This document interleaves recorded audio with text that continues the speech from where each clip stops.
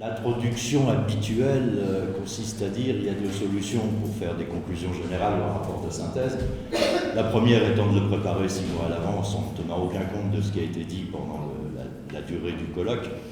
L'autre d'essayer de reconstituer quelque chose qui permette de conclure, ce qui est très difficile, à partir des différentes contributions. J'ai choisi la deuxième formule, avec une difficulté supplémentaire liée à ce colloque lui-même, c'est que le thème qui était proposé à notre réflexion collective était à la fois passionnant et complexe, et que le déroulement du colloque a été particulièrement riche.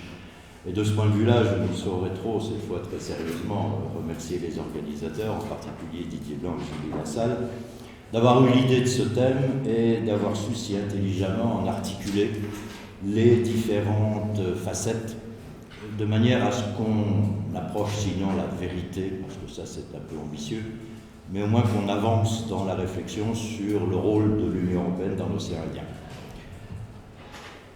Je salue en premier lieu le caractère pluridisciplinaire de l'approche retenue, qui a combiné, on l'a tous apprécié, une dimension juridique bien sûr, mais aussi l'analyse économique, des éléments de géographie ou de géopolitique, des considérations de sciences administratives, et puis une appréhension politique de la problématique du rôle de l'Union.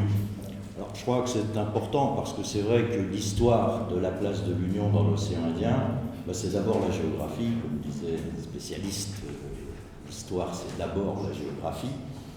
C'est aussi important pour les juristes quelquefois de quitter le terrain bien stable des règles de droit pour appréhender ce qui conditionne la règle de droit elle-même, c'est-à-dire l'environnement économique, social, politique. J'étais également très sensible à l'élargissement de la réflexion à l'ensemble de la zone, ce qui contraste avec beaucoup de colloques, de travaux, d'ouvrages, d'articles qui ont été spécialement centrés sur les RUP, les régions ultra-périphériques, ou sur les PTOM, ou sur les ACP, sans que soient évoqués les enjeux de leur coexistence dans un espace géographique traversé, je vais y revenir, par des différences statutaires, normatives, conventionnelles, économiques et géopolitiques majeures. Les exposés de ce matin ont parfaitement illustré le bien fondé de cette déclinaison de l'action de l'Union européenne en fonction de la diversité de ses partenaires, Madagascar, Mozambique, Comores, Mayotte, Maurice, Réunion, Afrique du Sud, pour ne prendre que les études localisées qui ont été faites ce matin. La troisième dimension de ce colloque qui m'a frappé et séduit, et là c'est sans flagornerie aucune, ni pour les intervenants ni pour les organisateurs, consiste pour la plupart des interventions dans une combinaison extrêmement réussie entre précision technique des analyses et hauteur de vue dans la réflexion plus théorique. Je crois que c'est un peu ça qui a marqué ces 2 journées.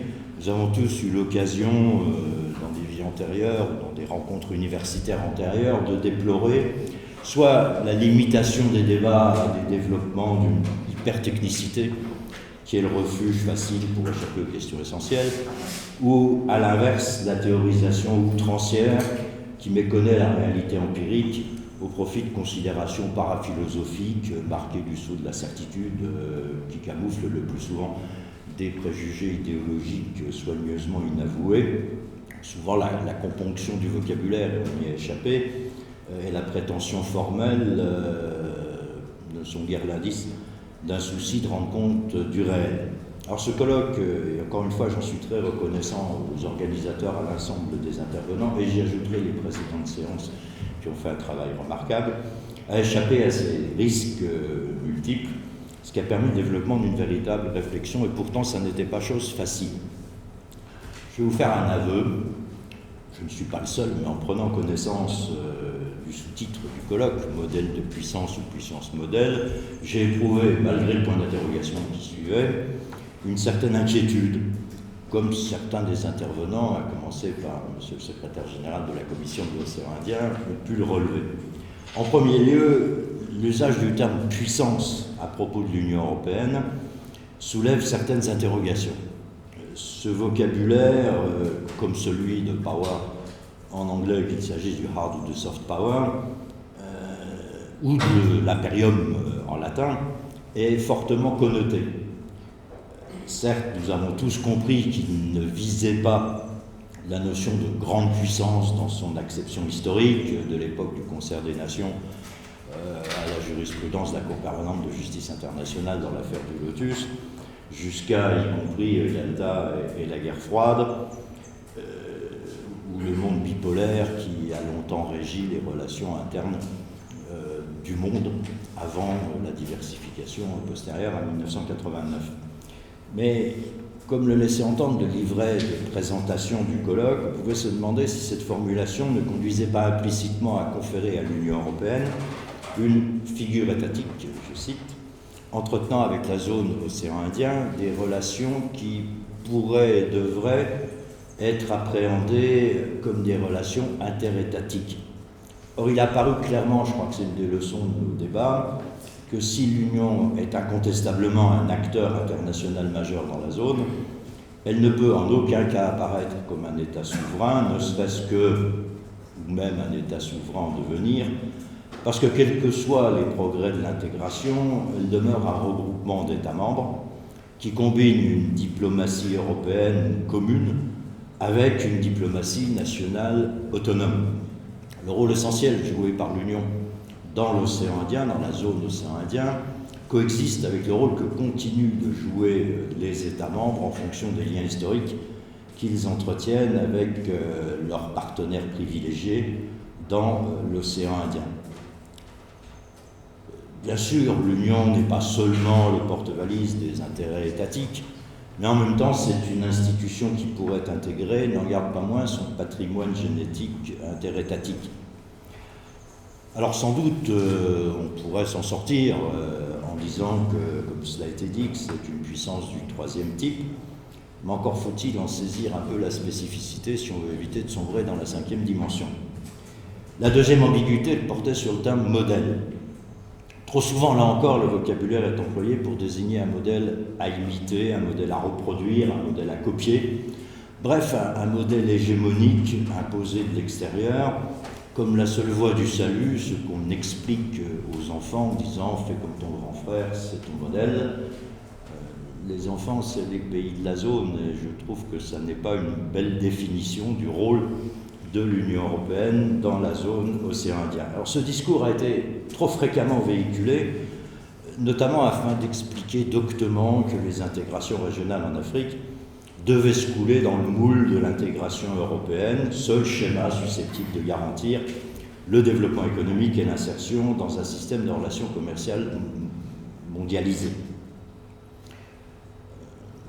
Vous savez, on a longtemps exporté le modèle français du droit. Je me souviens de l'anniversaire du Code civil, où la France avait apporté le droit civil au monde. Je me souviens de certains anniversaires constitutionnels où la France avait inventé le droit constitutionnel, les libertés publiques ou les droits fondamentaux. Cette transmission autoritaire, ce rayonnement du droit français, là je prends volontairement le titre d'un colloque qui s'est tenu dans cette salle il y a quelques années à l'occasion de la conférence des doyens, ce rayonnement du droit français, il avait un petit côté impérialiste, idéologiquement caché. Je pense que ce n'est pas non plus comme ça qu'on peut concevoir le rôle de l'Union européenne. Alors bien sûr, ce n'est pas cette conception d'un modèle conçu comme un produit fourni, clé en main, service après-vente inclus, parce qu'il faut bien que les juristes gagnent leur vie, par l'Europe, qui correspond à ce que nous ont proposé les organisateurs et ce qu'avaient à l'esprit les intervenants.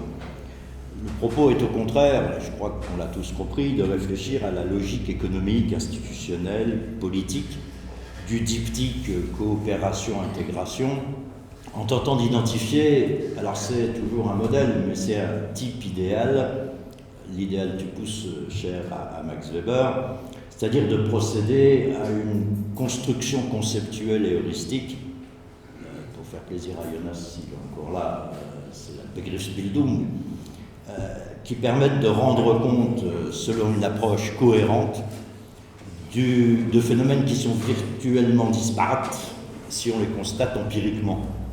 Alors je crois que c'était bien l'enjeu du colloque et c'était aussi bien sa difficulté. Parce qu'une des leçons majeures qui me semble résulter de ces deux journées, est celle d'un rapport entre l'Union économique et l'océan Indien qui d'une part est traversée par le constat d'une profonde diversité des deux côtés, et d'autre part étendue vers la poursuite d'un objectif de cohérence sans cesse remis en cause. On est donc en présence d'une contradiction intrinsèque, essentielle, existentielle, qui ne se résoudra pas par le miracle hegelien de la synthèse, mais qui trouve sa justification dans la gestion simultanée des deux pôles de la contradiction. Quand j'explique ça à mes étudiants, moins avancés bien sûr que le public qui est dans cette salle, je leur explique avec les deux pôles de la pile électrique qui resteront toujours plus et moins, mais c'est de la réunion des deux que jaillit la lumière. Ça n'a rien changé à l'existence d'un pôle plus et d'un pôle moins. C'est un peu ça le problème sur lequel on va revenir de l'unité dans la diversité. Il faut justifier comment l'Union européenne essaye de gérer simultanément les deux pôles de la contradiction. Autrefois, on appelait ça la dialectique, c'est un vocabulaire qui est peut-être un petit peu dépassé. C'est dans cette perspective que je voudrais essayer de mettre en évidence les enjeux des relations entre l'Union et l'océan Indien, tels qu'ils ont été illustrés par les différentes interventions. Alors sur le phénomène d'imitation, je crois qu'il faut être conscient que la construction européenne, même si elle est souvent en dehors de la zone océan Indien, dans le monde entier, présentée comme un modèle d'intégration, c'est souvent parce qu'on oblitère le contexte historique dans lequel est née l'Union européenne. 1950, il ne faut pas oublier que c'est l'immédiate après-guerre, que c'est le début de la guerre froide, que ça va être une période dans laquelle le charbon et l'acier sont les deux seules sources d'énergie majeures pour les pays concernés, qu'on va connaître une période de croissance des 30 Glorieuses qui va s'arrêter malheureusement un peu rapidement, et essayer de transposer ce modèle à la coopération régionale en 2017 me semble un peu absurde. Alors vous me direz, selon la bonne vieille formule créole, d'envier marmite lui fait au bon caïd, mais c'est pas tout à fait ça qui est transposable aux aspects institutionnels. C'est vrai en cuisine, mais c'est pas vrai dans la cuisine institutionnelle.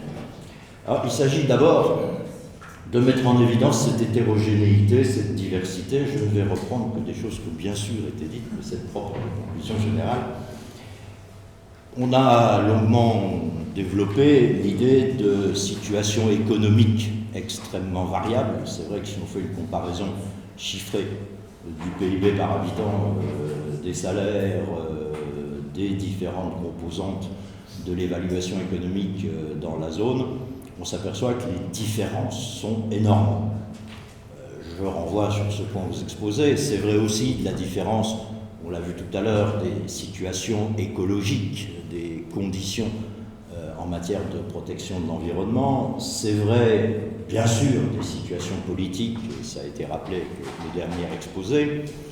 Les modes de gouvernance sont très différents, l'organisation constitutionnelle est très variable. Il y a des points qui n'ont pas été évoqués, mais qui montreraient aussi ces différences. C'est les conditions de réception dans l'ordre juridique interne des États de la zone des traités internationaux et la valeur juridique reconnue à ces traités dans les ordres juridiques internes, ce qui nous amène aussi à une réflexion sur la comparaison des systèmes juridictionnels et des mécanismes de protection juridictionnelle au-delà de la hiérarchie des normes. Alors, cette différence énorme fait que on a aussi d'ailleurs, j'ai oublié de le signaler, mais ça a été dit, des différences entre les systèmes juridiques, entre des pays de droit écrit, des pays de common law, ou comme Maurice, des systèmes mixtes assez compliqués. Il n'y a pas d'unité, on va y revenir, mais il n'y a pas d'unité de la zone océan Indien. Il y a surtout de la diversité. Il s'agit ensuite, bien sûr, d'hétérogénéité de l'objet matériel de la coopération entre l'Union européenne et l'océan Indien, qui est parfois occulté dans un discours euphorique sur le rôle de l'Union dans la zone. Discours unitaire, il est artificiel si l'on ne part pas de l'analyse des différences. La coopération de l'Union avec la zone ne peut être du tout ou rien. Alors je vais le faire à la Pérec en égrenant quelques souvenirs. J'ai souvenir d'une conférence que j'avais faite il y a quelques années à l'ambassade de France à Maurice, en présence du Premier ministre mauricien. à propos de ce qui n'était à l'époque que le début des APE, des accords de partenariat économique. On commençait à essayer de concevoir comment concilier les exigences de l'Organisation mondiale du commerce et le maintien de certains régimes préférentiels. Et l'attitude, non pas des gouvernants, je ne me permettrai pas, mais des milieux socio-économiques de haut niveau qui étaient présents à ce débat, c'était « on n'a pas le choix, take all or nothing ». Et ils ajoutaient même « do it or die ». Et c'est ça qu'on nous propose. Donc les APE, c'est niet, parce que c'est la remise en cause d'un mécanisme qu'on a abondamment étudié ensemble pendant ces 2 journées, de relations préférentielles, même si elles sont économiquement asymétriques, elles sont juridiquement asymétriques dans l'autre sens pour contribuer par les différents financements à l'aide au développement économique des régions concernées. Alors je crois que ça venait de l'incapacité compréhensible à l'époque de décliner la coopération selon les secteurs concernés. Je ne voudrais pas en revenir au néo-fonctionnalisme et à la déclaration Schuman, mais Elsa Perceval l'avait rappelé. On est tenté de dire la coopération entre l'Union et l'océan Indien, ouvrons les guillemets, ne se fera pas d'un coup, ni dans une construction d'ensemble. Elle se fera par des réalisations concrètes, créant une solidarité de fait. Ça, c'est peut-être un élément modèle à copier, en tout cas dont il faut s'inspirer. C'est cette idée que les constructions théoriques, abstraites, générales et très jolies esthétiquement, on ajoute en général chez les journalistes gravés dans le marbre, comme si on gravait encore dans le marbre les textes des traités ou des constitutions.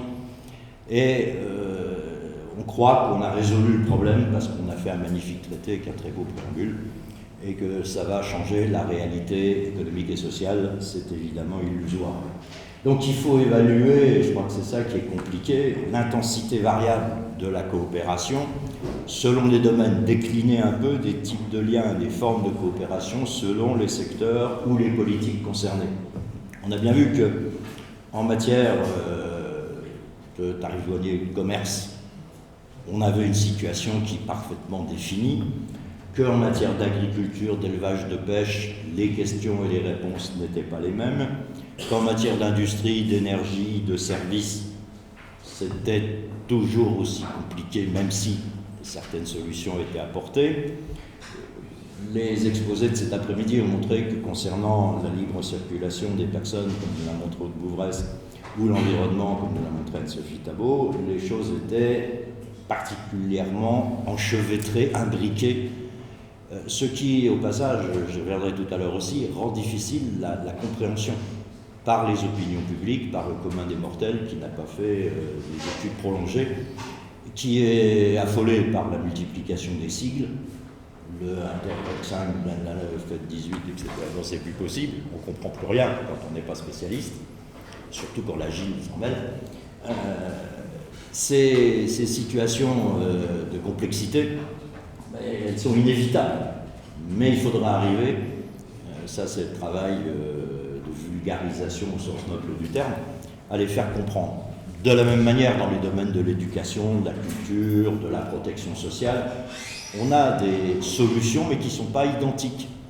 Il y a des domaines dont on n'a pas parlé, même si on a parlé de l'octroi de mer, au titre des dérogations par rapport à l'application uniforme des règles des traités, c'est le régime des aides publiques. Quand vous organisez le système des transports de la région parisienne, les aides doivent être notifiées à la Commission, et elles sont en principe interdites, comme incompatibles avec le marché commun, y compris quand elles poursuivent des objectifs légitimes, sauf à prouver qu'on rentre dans les critères Altmark, selon le jargon des spécialistes.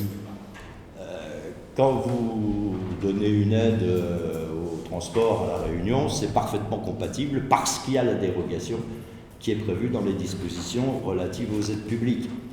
Donc ça veut dire que la coopération est nécessairement différenciée à la fois dans son intensité, dans ses méthodes.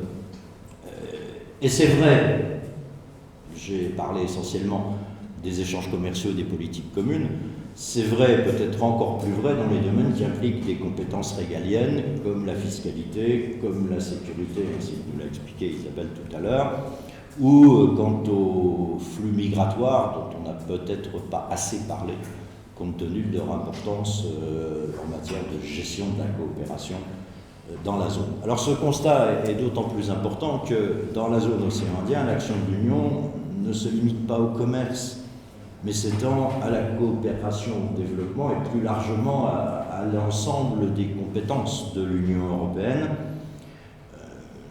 Cela d'autant plus à noter qu'on a constaté qu'en matière commerciale, on était plutôt sur une pente régressive par rapport à la situation antérieure, alors que dans les domaines nouveaux d'intervention de l'Union, là, il y a véritablement de l'innovation, de la création. La dernière précision à cet égard, c'est que la diversité vient aussi de l'inscription dans le temps. Chantal Ravison nous l'a précisé à juste titre en rappelant les 60 ans, on peut même dire les 65 ou 6 si on remonte au traité CECA, de la construction européenne, qui accentue une difficulté d'appréhension. On commence à la ressentir avec les étudiants qui sont nés après le traité de Maastricht. Leur expliquer la déclaration Schuman de la communauté économique européenne, que la date de libération des échanges c'est juillet 68 pour les produits industriels et janvier 70 pour l'ensemble des produits, y compris les produits agricoles, on a un peu l'impression de faire un cours d'histoire en leur disant allez voir sur Google parce qu'il y a des trous qu'il faut combler. Si on veut comprendre le processus, c'est pas pour le plaisir d'évoquer le poids du passé, c'est parce que c'est explicatif du présent. Alors je crois que c'est cette hétérogénéité de la zone qui a conduit l'Union, dans un premier temps au moins, à opter pour un faisceau de relations bilatérales ou plurilatérales, plutôt que pour une politique véritable de coopération globalisée qui aurait établi des rapports avec la région océan Indien dans son ensemble. Peut-être que je vais choquer, mais j'ai tendance à dire qu'il n'y a pas d'identité de l'océan Indien, sauf ce qu'on trouve dans l'article 349 du TFUE, l'éloignement, l'insularité, le climat, le relief, etc. Mais on peut dire qu'il y a peut-être une identité si on utilise le terme tel que Ricoeur a essayé de l'analyser, en disant l'identité c'est deux choses. C'est ce qui sépare. Vous avez une carte d'identité pour montrer que vous n'êtes pas le même que votre voisin. Donc la carte d'identité, c'est ce qui différencie. Mais en même temps, il appelle ça l'ipséité. Bon. Et il dit l'identité, c'est aussi la mêmeté, ce qui n'est pas un très joli mot, mais c'est pertinent, qui est effectivement la comparabilité qui aboutit à la solution de constater une véritable identité entre deux notions, de facteurs, de chiffres, etc. Alors, si on le prend dans ce sens-là, je crois qu'on comprend qu'il y a une identité de l'océan Indien, mais c'est encore une fois une identité dans la diversité. Il y a des points communs qui font l'identité commune, mais il y a aussi des divergences qui font l'identité individuelle de toutes les composantes de la zone. Alors, la conséquence, c'est que l'Union européenne, dans un premier temps, comme je le disais, on l'a montré, les intitulés même des demi-journées le montraient, elle a raisonné dans un premier temps verticalement. Relation Union avec les anciennes colonies des différents États membres, que ce soit sous la forme du statut initial RU, des régions périphériques, puis du statut du statut PTOM, ensuite avec le mécanisme des conventions Yaoundé, Lomé et Cotonou, le système des ACP. Mais l'objet de l'action de l'Union, c'était encore une fois de type vertical, comme le disait la troisième session de ce matin. En plus, je dirais que cette action elle était également plus ou moins hésitante dans le choix d'un mode d'association privilégié qui soit applicable à l'ensemble des régions et pays concernés dans un réseau d'accords qui viserait une intégration adaptée. Alors, je vais en prendre un seul exemple sommairement, c'est l'évolution du statut des régions ultrapériphériques elles-mêmes. L'ultrapériphéricité, bien sûr, c'est un donné géographique, économique, social, mais c'est aussi un construit juridique.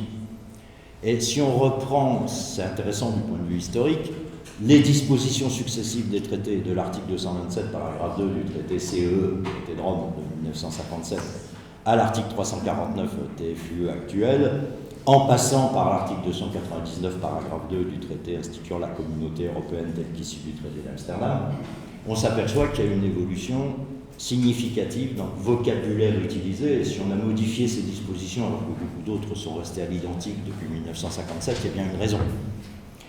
De la même manière, pour prendre un des thèmes qu'on a longuement abordé, si on parle de l'octroi de mer, de Hansen, première affirmation d'une certaine reconnaissance de la spécificité des régions ultrapériphériques, aux arrêts Chevassus-Marche, Sediprem, en passant par le Gros-Lantry, il y a manifestement une évolution dans l'appréhension du mécanisme d'octroi de mer. Je vais refaire le coup des souvenirs. J'ai souvenir que nous avons été, mon épouse et moi, en charge en partie de la défense de la région Réunion à la demande du Conseil régional dans l'affaire Le Gros, et que la discussion à ce moment-là avec les services des douanes françaises était invraisemblable. Ils ne comprenaient rien à la problématique de l'intégration européenne qui devait aboutir nécessairement à une certaine contestation de l'octroi de mer et à l'opposer à la nécessité de sauver l'essentiel, c'est-à-dire, comme on disait à l'époque, d'en faire une imposition intérieure non discriminatoire ou avec un différentiel de taxation entre les produits locaux et les produits importés, introduits dans l'île, qui était géré sous contrôle de la Commission européenne. C'était la seule solution. Autre souvenir, faisant des cours, Anne et moi, à l'École nationale de la magistrature, on avait comme étudiant à l'époque M. Canivet, qui, vous savez, a fait une assez belle carrière, premier président de la Cour de cassation française, membre du Conseil constitutionnel, et on faisait faire aux stagiaires qui étaient de haut niveau des exercices de rédaction de questions préjudicielles à la Cour de justice, et il nous a dit, là j'ai un petit problème, on ne pourrait pas prendre ça comme exemple. Et on a rédigé ensemble, à l'intérieur de l'École nationale de la magistrature, la question préjudicielle qui a été envoyée à la Cour dans l'arrêt Lancry. Bien sûr, par la Cour d'appel de Paris. Mais je peux vous dire comment elle a été rédigée et comment elle a été pesée. À l'époque, l'octroi de mer, on ne savait pas trop ce qu'il allait devenir. Maintenant, l'évolution est largement considérée comme acquise, comme stabilisée. Alors, si je reparle du passé, c'est pas parce que je vais me transformer, si la crise européenne continue, en professeur d'histoire du droit, mais c'est parce que ça permet de remettre en perspective un certain nombre de choses. Je me souviens aussi de discussions pour vous montrer qu'elles n'étaient pas que franco-françaises, métropolito-métropolitaines ou Zoreilland. C'était avec Pierre Lagourgue, avec Patrick Guillaumin, avec Guy Dupont, les heures qu'on a pu passer pour discuter sur les arguments qui pourraient être utilisés pour sauver ce qui, aux yeux des décideurs politiques, quel que soit ce qu'on pense nous de l'intérêt de l'octroi de mer, aux yeux des décideurs politiques, il n'était pas question de le supprimer. Donc comment on pouvait faire passer la pilule, si vous me passez l'expression, à la fois à Luxembourg et à Bruxelles, c'est-à-dire à la fois devant la Cour de justice et devant la Commission européenne. Il ne faut pas oublier, parce qu'on avait l'air de trouver normal l'octroi de mer, quand même pas oublier que lors du débat à l'Assemblée nationale française en 1956-57, à propos de la ratification du traité de Rome, un grand juriste qui s'ignorait, un grand poète que vous connaissez tous, qui s'appelait Aimé Césaire, qui était député, a soulevé la question en disant, à mon avis, il ne faut pas ratifier les traités parce que l'octroi de mer va être supprimé dans Guadeloupe, Martinique. C'est pas compatible. Il n'avait pas complètement tort, même si, à la demande du gouvernement français, la Commission européenne s'est montrée très prudente sur l'introduction de cours en manquement et qu'il a fallu attendre les avocats réunionnais pour que soit saisi le tribunal administratif et remis en cause, en partie, le mécanisme de l'octroi de mer. Alors, cette idée, c'est de dire que sans se prononcer sur les avantages ou les inconvénients pour l'économie réunionnaise, ça je laisse ça aux économistes, de l'octroi de mer, il n'empêche que juridiquement, c'est parce qu'on a admis une différenciation au profit du département d'outre-mer à l'époque, le vocabulaire de l'époque, c'est parce qu'on a admis cette différenciation que cette fiscalité a pu subsister. La rédaction actuelle de l'article 349, alinéa 3 du traité sur le fonctionnement de l'Union européenne est à elle seule maintenant révélatrice. Le Conseil arrête les mesures visées au premier alinéa en tenant compte des contraintes particulières des régions ultrapériphériques. Vous connaissez tous la suite: éloignement, insularité, faible superficie, relief, climat difficile, dépendance économique vis-à-vis d'un petit nombre de produits. Suite: sans nuire à l'intégrité et à la cohérence de l'ordre juridique de l'Union, y compris au marché intérieur et aux politiques communes. Alors, comme l'a montré Jacques Ziller dans de nombreux écrits, ou Ismaël Omarjee par ailleurs, on est en présence d'une véritable complexité, puisqu'il faut rechercher un point d'équilibre entre deux considérations contradictoires: l'obligation d'appliquer les mêmes règles sur l'ensemble du territoire de l'Union, ce qui est la contrepartie de l'appartenance de la Réunion de Mayotte à l'Union européenne, et puis en même temps la nécessité de tenir compte des spécificités des régions ultrapériphériques. Ça veut dire qu'il n'y a pas de point d'équilibre magique, c'est un peu un point d'équilibre qui se définit éventuellement d'ailleurs en évoluant dans le temps, et j'en reviens toujours à cette idée qu'il faut s'inscrire dans le temps, parce que c'est une condition nécessaire pour évaluer les progrès de l'intégration. L'instantanéité, c'est le temps des médias, c'est le temps du numérique, c'est le temps des procès en sorcellerie, c'est le temps des jugements à l'emporte-pièce, ça n'a aucun intérêt. C'est parce qu'on raisonne chronologiquement qu'on peut évaluer non pas seulement les échecs ou les insuffisances, mais aussi les progrès, et plusieurs intervenants l'ont fait sentir en montrant à la fois sur le plan économique, politique, social, juridique, à quel point les rapports entre l'Union européenne et la zone océan Indien avaient évolué. On a dit, je ne reviens pas, que Yaoundé, puis Lomé 1, 2, 3, 4, 4 bis, puis Cotonou, puis les accords intérimaires de partenariat ont modifié profondément la nature des relations entre l'Union européenne et l'océan Indien. De la même manière, le système de préférence généralisée pour les pays ACP de la zone, ou le système tout sauf les armes, a profondément transformé la nature des rapports. On ne va pas prendre non plus, ça a été fait, le financement en prenant les FED successifs avec une numérotation. Je préfère m'en tenir peut-être au grand moment de l'évolution. Ça a été notamment la stratégie pour les régions ultrapériphériques maritimes de 2007, les communications de la Commission européenne en 2008 et en 2012, qui ont introduit plusieurs dimensions nouvelles. Un, l'élargissement au-delà des simples règles tarifaires et commerciales. Deux, la priorité ou l'importance accordée à la coopération régionale, donc au niveau horizontal des rapports, et plus simplement aux rapports verticaux avec Bruxelles, comme on dirait dans la presse quotidienne. Là encore, Safia Kazet nous l'a bien montré à propos des régions ultrapériphériques maritimes. Je renvoie aussi, de ce point de vue, aux exposés de ce matin et à la déclinaison qui a été faite sur les différents pays. Mais cette volonté de cohérence, on la trouve aussi, par exemple, dans des textes, curieusement, qu'on n'a pas mentionnés. J'étais très surpris que personne n'évoque l'arrêt rendu par la Cour de justice de l'Union européenne le 15 décembre 2015 à propos de Mayotte. Alors, ce n'est pas simplement un arrêt Mayotte, c'est un arrêt qui offre une lecture combinée de l'article 52 du traité sur l'Union européenne, des articles 349 et 355 du traité sur le fonctionnement de l'Union européenne, et qui pose comme principe que le Conseil et le Parlement européen peuvent prendre des mesures spécifiques pour les régions ultrapériphériques maritimes.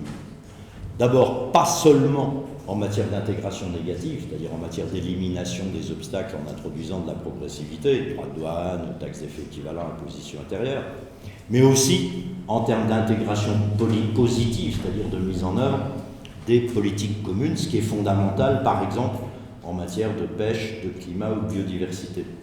Et ce qui est intéressant aussi dans cet arrêt, c'est de se reporter aux conclusions de l'avocat général Nils Wahl, qui disait les rapports en substance entre l'Union et les RUP, c'est comme Janus, dont il précisait pour les analphabètes que c'était le gardien des portes de la paix et de la guerre.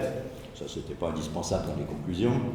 Mais il ajoutait, c'est la mise en évidence d'une contradiction entre la perspective d'intégration, je ne veux voir qu'une tête, uniformité d'application du droit de l'Union, même régime pour tout le monde, et puis l'autre pôle de la contradiction qui était le pôle de l'adaptation, c'est-à-dire la prise en compte de la spécificité des régions concernées.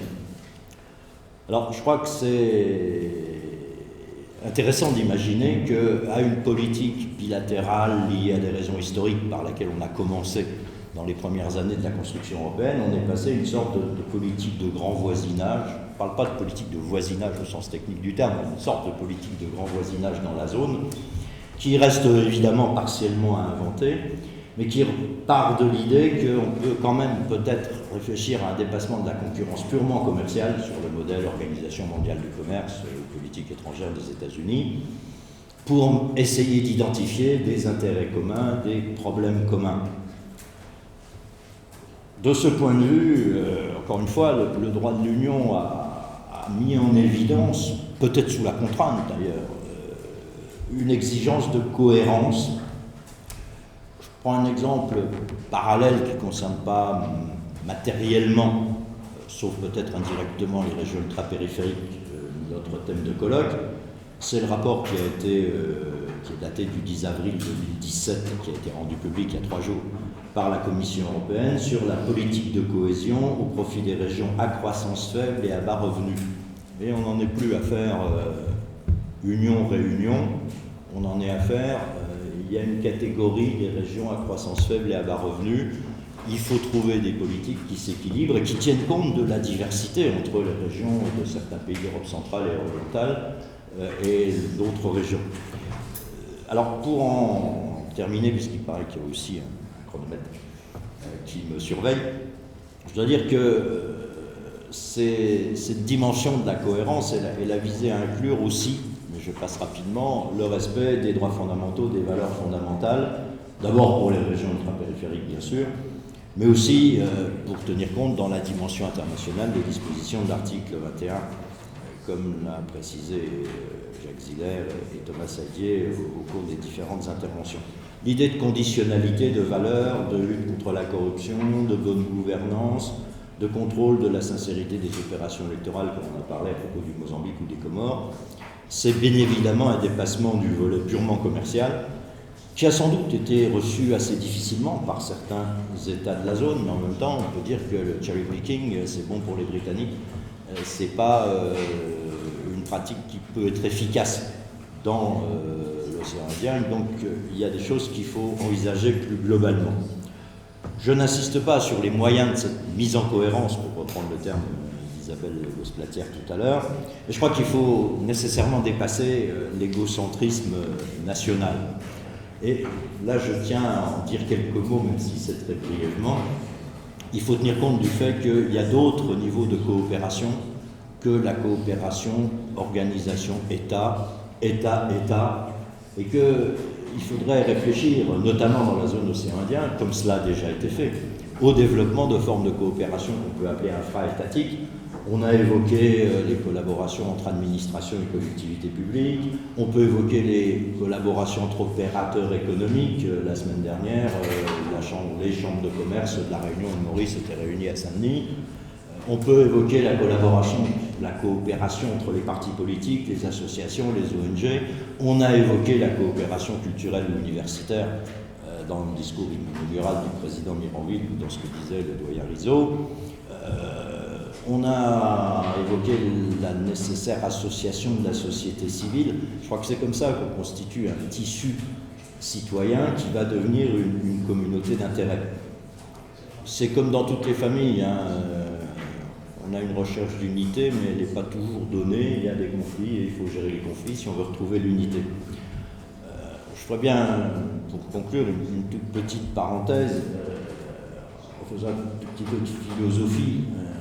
Derrida disait « La bonne manière pour une langue de fonctionner, c'est quand on a compris le monolinguisme de l'autre. » C'est très intelligent pour la coopération entre États d'une pays, d'une région. De la même manière, Roland Barthes disait il faut assembler les différences parce que c'est comme ça qu'on ébranlera, je cite, la compacité historique de l'ego national. Donc l'idée, c'est que l'unité, c'est pas une unité qui gomme les différences, c'est une unité qui coexiste avec la diversité, d'où la complexité, d'où, et simplement petit rappel, la nécessité de l'expertise. Et là, je crois aussi que la coopération entre les experts, juristes, économistes, climatologues, géographes de la zone, c'est aussi un moyen de créer un potentiel d'expertise qui permet de répondre avec des arguments et pas simplement des discours politiques aux demandes éventuelles de l'Union européenne. Alors, vous avez peut-être trouvé que c'est un petit peu optimiste, c'est en tout cas une vision d'avenir. Il y a des petits éléments de pessimisme. La semaine dernière, M. Gibbs, qui est le député de Saint-Martin, a inventé le Saint-Martin Exit. Je cite, « Nous devons réinterroger notre place au sein de l'Europe si notre statut de RUP fait de Saint-Martin un territoire à part entière de l'Union européenne. Notre intégration régionale se voit souvent mise à mal par les normes, les politiques de Bruxelles. » On croit entendre des discours de la campagne présidentielle française. C'est vrai que c'est un phénomène qui frappe pas simplement les régions ultrapériphériques maritimes, mais qui frappe l'Europe elle-même. C'est la situation de polykrise dont parle le président Juncker. Alors, je m'arrête là parce que c'est quasiment la thématique d'un prochain colloque. Je prends rendez-vous. Mais au moins dans la zone océan Indien, nous ne sommes pas loin du Cape of Good Hope. Et donc je suis optimiste. Et puis on a cette devise qui correspond à ce que j'ai essayé de vous dire, unis dans la diversité. Je vous remercie.